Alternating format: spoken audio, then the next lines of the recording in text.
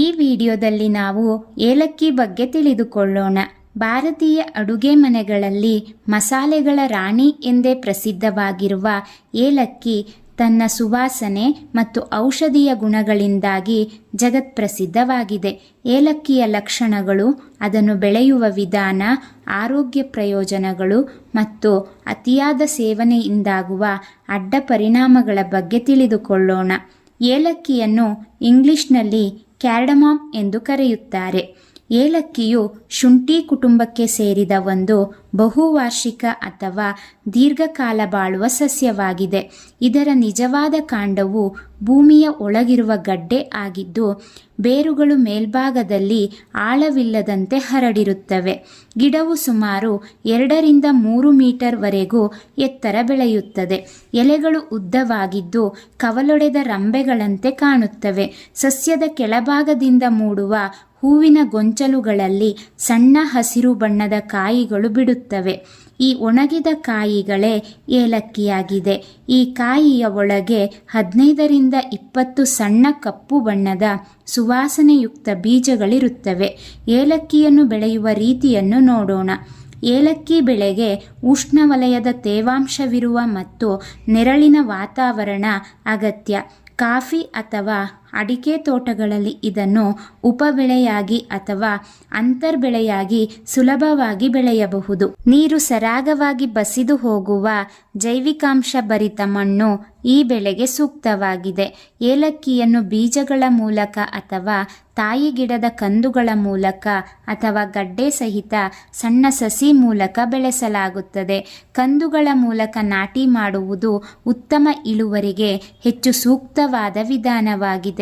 ಮಾರ್ಚ್ನಿಂದ ಸೆಪ್ಟೆಂಬರ್ ತಿಂಗಳ ಅವಧಿಯಲ್ಲಿ ಏಲಕ್ಕಿ ಸಸಿಗಳನ್ನು ನೆಡಲು ಸೂಕ್ತ ಸಮಯ. ಗುಂಡಿಗಳನ್ನು ತೆಗೆದು ಅದಕ್ಕೆ ಕೊಟ್ಟಿಗೆ ಗೊಬ್ಬರ ಮತ್ತು ಮೇಲ್ಮಣ್ಣು ಮಿಶ್ರಣ ಮಾಡಿ ಸಸಿಗಳನ್ನು ನಾಟಿ ಮಾಡುವುದು ಸೂಕ್ತವಾಗಿದೆ. ಸಸ್ಯಕ್ಕೆ ಮಿತವಾಗಿ ಮತ್ತು ನಿಯಮಿತವಾಗಿ ನೀರು ಹರಿಸಬೇಕು. ತುಂಬ ನೀರು ಗಿಡದ ಸುತ್ತ ನಿಲ್ಲಬಾರದು. ಹನಿ ನೀರಾವರಿ ಪದ್ಧತಿ ಇದಕ್ಕೆ ತುಂಬ ಒಳ್ಳೆಯದು. ಏಲಕ್ಕಿ ಗಿಡವನ್ನು ನಾಟಿ ಮಾಡಿದ 2 ರಿಂದ 3 ವರ್ಷಗಳ ನಂತರ ಏಲಕ್ಕಿ ಗಿಡವು ಇಳುವರಿ ನೀಡಲು ಪ್ರಾರಂಭಿಸುತ್ತದೆ. ಸಾಮಾನ್ಯವಾಗಿ ಅಕ್ಟೋಬರ್ ಮತ್ತು ನವೆಂಬರ್ ತಿಂಗಳ ಅವಧಿಯಲ್ಲಿ ಕಾಯಿಗಳು ಪಕ್ವವಾದಾಗ ಕೈಯಿಂದ ಕೊಯ್ಲು ಮಾಡಿ ನಂತರ ಅದನ್ನು ಒಣಗಿಸಿ ಸಂಸ್ಕರಿಸಲಾಗುತ್ತದೆ. ಹಾಗೆಯೇ ಏಲಕ್ಕಿಯ ಉಪಯೋಗಗಳನ್ನು ತಿಳಿಯೋಣ. ಏಲಕ್ಕಿ ಜೀರ್ಣಕ್ರಿಯೆಯನ್ನು ಸುಧಾರಿಸುತ್ತದೆ. ಊಟದ ನಂತರ ಏಲಕ್ಕಿ ಅಗೆಯುವುದರಿಂದ ಹೊಟ್ಟೆ ಉಬ್ಬರ, ಗ್ಯಾಸ್, ಆಮ್ಲೀಯತೆ ಮತ್ತು ಹೊಟ್ಟೆ ನೋವಿನ ಸಮಸ್ಯೆಗಳು ನಿವಾರಣೆಯಾಗುತ್ತವೆ. ಇದು ನೈಸರ್ಗಿಕ ಮೌತ್ ಫ್ರೆಶ್ನರ್ ಆಗಿ ಕೆಲಸ ಮಾಡುತ್ತದೆ ಮತ್ತು ಬಾಯಲ್ಲಿರುವ ಬ್ಯಾಕ್ಟೀರಿಯಾಗಳನ್ನು ನಾಶಪಡಿಸುತ್ತದೆ. ಏಲಕ್ಕಿಯಲ್ಲಿರುವ ಆಂಟಿ ಆಕ್ಸಿಡೆಂಟ್ಗಳು ಮತ್ತು ಮೂತ್ರವರ್ಧಕ ಗುಣಗಳು ಅಧಿಕ ರಕ್ತದೊತ್ತಡವನ್ನು ಕಡಿಮೆ ಮಾಡಲು ಸಹಾಯ ಮಾಡುತ್ತವೆ. ಆಯುರ್ವೇದದ ಪ್ರಕಾರ ಏಲಕ್ಕಿಯು ಕಫವನ್ನು ಕರಗಿಸಲು ಮತ್ತು ಉಸಿರಾಟದ ಮಾರ್ಗವನ್ನು ಸುಗಮಗೊಳಿಸಲು ನೆರವಾಗುತ್ತದೆ. ಇದು ಅಸ್ತಮ ಮತ್ತು ಕೆಮ್ಮಿಗೆ ಉತ್ತಮ ಔಷಧಿಯಾಗಿದೆ. ಪ್ರಯಾಣದ ಸಂದರ್ಭದಲ್ಲಿ ವಾಕರಿಕೆ ಅಥವಾ ವಾಂತಿ ಬಂದಂತಾಗುತ್ತಿದ್ದರೆ ಏಲಕ್ಕಿ ಜಗಿಯುವುದರಿಂದ ತಕ್ಷಣ ಆರಾಮ ಸಿಗುತ್ತದೆ. ಏಲಕ್ಕಿಯಲ್ಲಿರುವ ಬ್ಯಾಕ್ಟೀರಿಯಾ ವಿರೋಧಿ ಗುಣಗಳು ಮೊಡವೆಗಳನ್ನು ಕಡಿಮೆ ಮಾಡಿ ಚರ್ಮಕ್ಕೆ ಕಾಂತಿಯನ್ನು ನೀಡುತ್ತದೆ ಹಾಗೂ ಕೂದಲಿನ ಬೇರುಗಳನ್ನು ಬಲಪಡಿಸುತ್ತವೆ. ಇದಿಷ್ಟು ಏಲಕ್ಕಿಯ ಉಪಯೋಗಗಳಾಗಿವೆ. ಇದರ ಅಡ್ಡ ಪರಿಣಾಮಗಳನ್ನು ನೋಡೋಣ.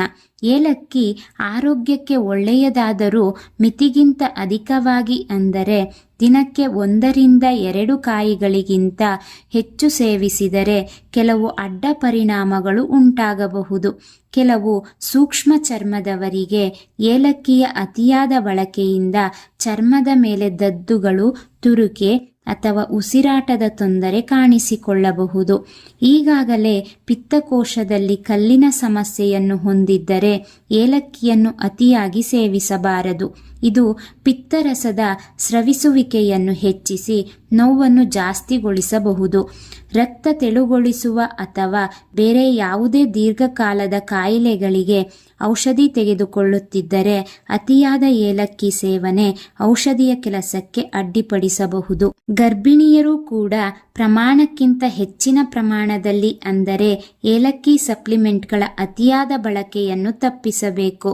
ಮುನ್ನೆಚ್ಚರಿಕೆಯ ಕ್ರಮವೇನೆಂದರೆ ಏಲಕ್ಕಿಯು ನೈಸರ್ಗಿಕ ಮನೆಮದ್ದಾಗಿ ಅತ್ಯುತ್ತಮವಾಗಿ ಕೆಲಸ ಮಾಡುತ್ತದೆ. ಆದರೆ ಇದು ಯಾವುದೇ ದೀರ್ಘಕಾಲದ ಕಾಯಿಲೆಗಳಿಗೆ ಸಂಪೂರ್ಣ ಪರ್ಯಾಯ ಚಿಕಿತ್ಸೆಯಲ್ಲ. ಇದಿಷ್ಟು ಏಲಕ್ಕಿಯ ಬಗ್ಗೆ ಮಾಹಿತಿ. ಏಲಕ್ಕಿಯು ಹಲವಾರು ಪೋಷಕಾಂಶಗಳು ಮತ್ತು ಸಸ್ಯಜನ್ಯ ರಾಸಾಯನಿಕ ಅಂಶಗಳನ್ನು ಒಳಗೊಂಡಿದೆ. ಕಾರ್ಬೋಹೈಡ್ರೇಟ್, ಆಹಾರ ನಾರು, ಪ್ರೋಟೀನ್, ಅಲ್ಪ ಪ್ರಮಾಣದ ಕೊಬ್ಬು, ವಿಟಮಿನ್ಗಳಲ್ಲಿ vitamin C, vitamin ಬಿ6, vitamin B two, vitamin ಬಿ3 ಅಂಶಗಳನ್ನು ಒಳಗೊಂಡಿದೆ.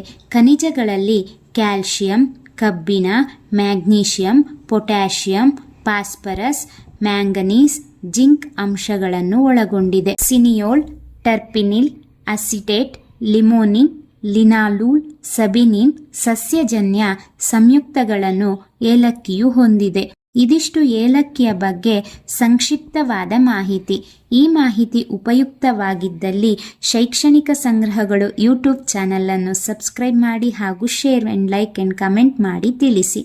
Thank you for watching this video.